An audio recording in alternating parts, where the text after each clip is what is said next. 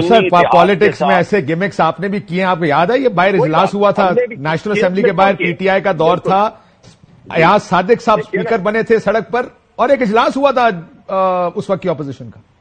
جی میں آپ کو کب کہہ رہا ہوں، میں تو آپ کو کہہ رہا ہوں اس وقت تو آپ ان موجودہ حالات پہ تبصرہ مانگ رہے ہیں نا.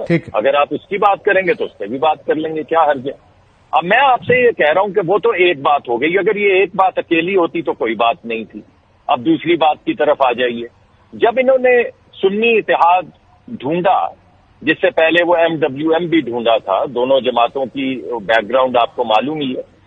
جب انہوں نے یہ ڈھونڈا تو بڑی آسانی سے یہ کوئی ایسی جماعت ڈھونڈ سکتے تھے جس نے اپنی لسٹیں جمع کروائی ہیں. اس میں کیا حرج ہے؟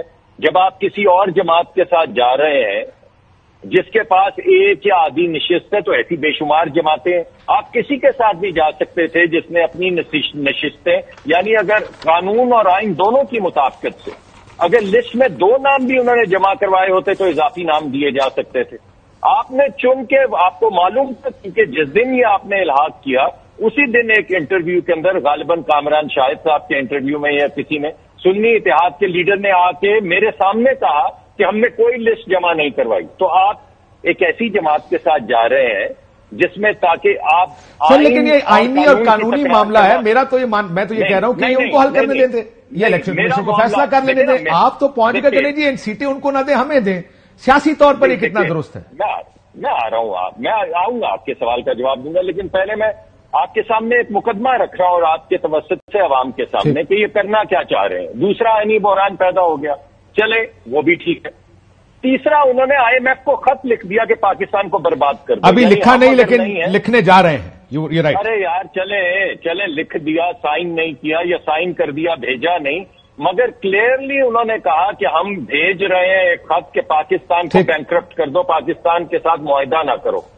یعنی ہر لحاظ سے آپ جس لحاظ سے بھی دیکھیں، یا وہ آئینی بحران یا سیاسی، پہلا جو تھا وہ آئینی بحران، دوسرا جو تھا وہ سیاسی بحران، اور تیسرا جو ہے اقتصادی بحران. اس میں کامن کیا ہے؟ کامن یہ ہے کہ اگر ہم نہیں کھیل رہے تو ملک برباد ہو جائے. یہ کیا کھیل ہے بھائی؟ اور بیک گراؤنڈ بھی اس کی اگر آپ دیکھیں تو ترین صاحب نے بھی یہی کیا تھا، ترین صاحب نے بھی ایگزیکٹلی یہی کیا تھا. اب رہ گئی ہماری، سوری میں ایک سیکنڈ اب آ جائیے ہماری طرف. چلیے ہمیں نہ دیجیے سیٹیں، ہم نے تو مانگی ہیں کہ سیٹیں خالی ہیں، ہاؤس مکمل ہونا چاہیے آئین کے تحت. نہیں دینا چاہتے تو جو بھی فیصلہ کرنا ہے. مسئلہ یہ ملک صاحب کہ آپ نے پہلے جو سیٹیں تھیں وہ بھی لے لی، اور اب آپ کہتے ہیں میں نے یہ بھی لینی ہے. اصل رولا اس بات میں پڑا ہوا ہے. نہیں، آپ ذرا مجھے سمجھائیں نا، پہلی بات کیا ہے جو آپ کہہ رہے ہیں کہ ہم نے سیٹیں نہیں لی. ہم تو الیکشن، سر آپ دیکھیں پہلے تو پہلا الیکشن ہوا جی، اس میں آپ کو سیٹیں مل گئی. جی اب یہ ریزرو رہ گئی ہیں، آپ کو کہتے ہیں ہمیں یہ بھی دیں. جی تو نہیں، ہمیں تو اپنی ریزرو مل گئی نا. اگر باقی ہاؤس پورا کرنا ہے، کسی اور جماعت کے پاس لسٹ نہیں ہے جمع ہوئی تو کہیں تو دینی ہے.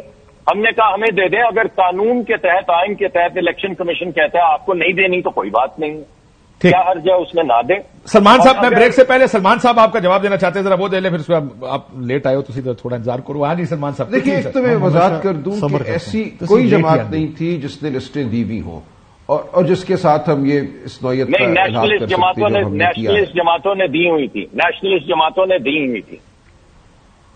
آپ چیک کریں. نہیں دیکھیے، اس پہ کافی غور و خوض ہوا ہے، یہ درست نہیں ہے، لیکن چھوڑ دیجیے اس بات کو. اگر یہ ثابت ہو جائے، سنیے، اگر یہ ثابت ہو جائے کہ کسی جماعت نے دی ہوئی ہیں تو پھر آپ کا نقطہ نظر کیا ہوگا؟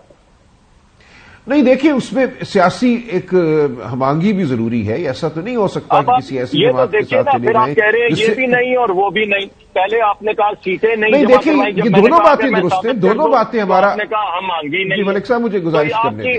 آپ کی دونوں باتیں ہمارا آئینی حق ہے. چلے سلمان صاحب کو سن لیتے بریک سے پہلے. ملک صاحب مجھے گزارش کرنے دیں. دیکھیں، یہ نہیں ہو سکتا کہ ہم سیٹوں کی خاطر کسی ایسی جماعت کے ساتھ چلے جائیں جس سے ہمارا کوئی سیاسی میل نہیں بنتا.